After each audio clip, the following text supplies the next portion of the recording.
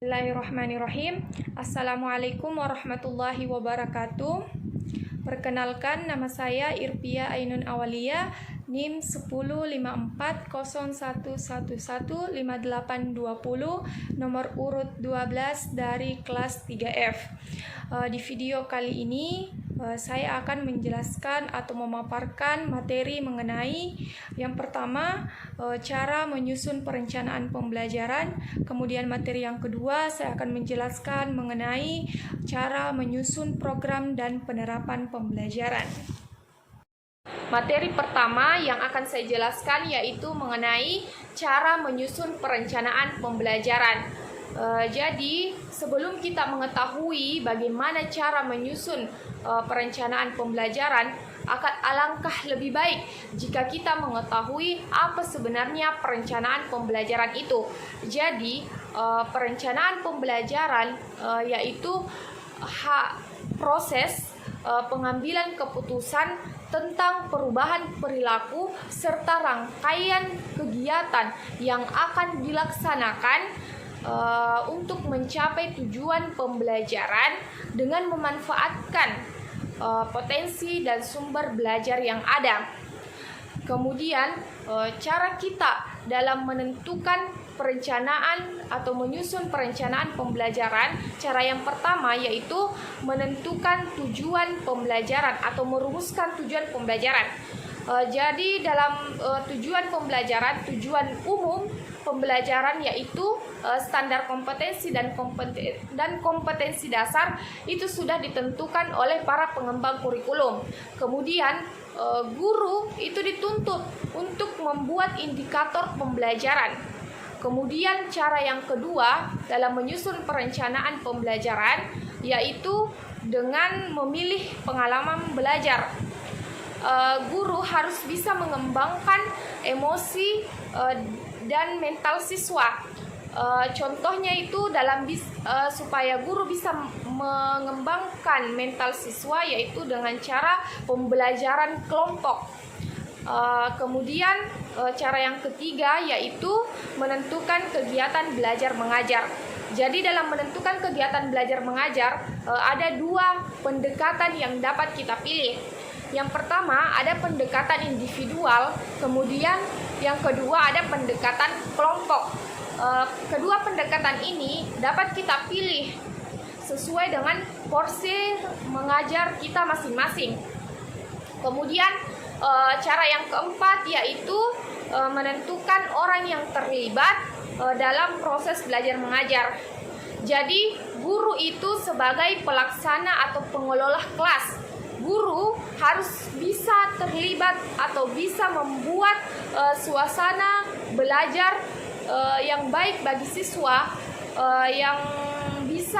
guru harus bisa menciptakan suasana agar siswa itu bisa belajar dengan cara belajarnya masing-masing. Kemudian cara yang kelima yaitu menentukan alat dan bahan.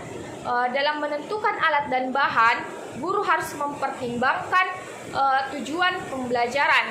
Kemudian yang kedua, guru itu harus bisa menentukan alat dan bahan itu apakah tersedia di sekolah. Kemudian cara yang terakhir yaitu menentukan evaluasi dan pengembangan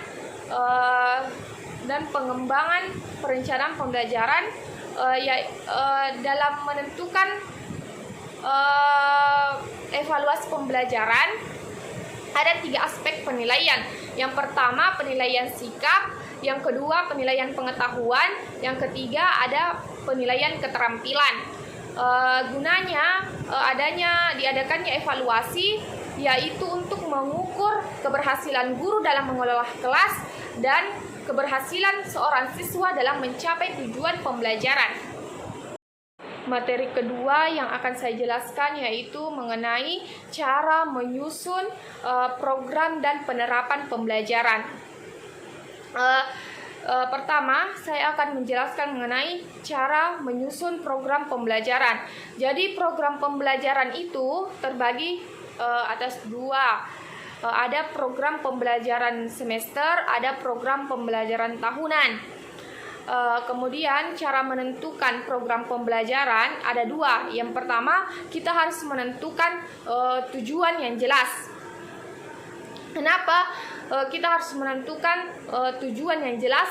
Karena dalam membuat suatu metode, strategi, kemudian menentukan media, alat dan bahan, itu tergantung dari tujuan pembelajarannya, yaitu standar kompetensi, kompetensi dasar, maupun indikator, itu sangat penting. Kemudian cara yang kedua dalam menyusun program pembelajaran yaitu alokasi waktunya.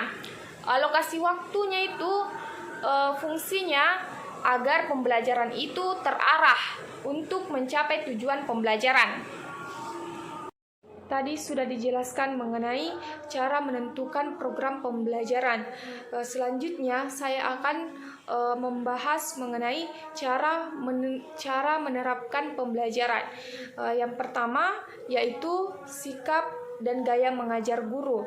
Jadi guru harus memiliki sikap yang baik ketika berhadapan dengan siswa saat proses belajar mengajar.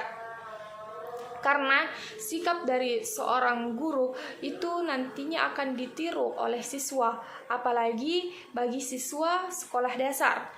Kemudian yang kedua yaitu penyampaian materi pelajaran. Guru harus bisa menguasai materi ajar. Kemudian yang ketiga yaitu penggunaan strategi dan metode mengajar. Kemudian yang keempat yaitu penggunaan media belajar. Guru dituntut untuk bisa kreatif dalam mengelola kelas. Guru harus bisa menentukan media selain buku. Misalkan proyektor. Proyektor dapat dimanfaatkan dengan pembelajaran melalui video. Siswa akan lebih tertarik ketika melihat animasi-animasi saat proses pembelajaran. Demikian yang dapat saya sampaikan, lebih dan kurangnya mohon dimaafkan. Assalamualaikum warahmatullahi wabarakatuh.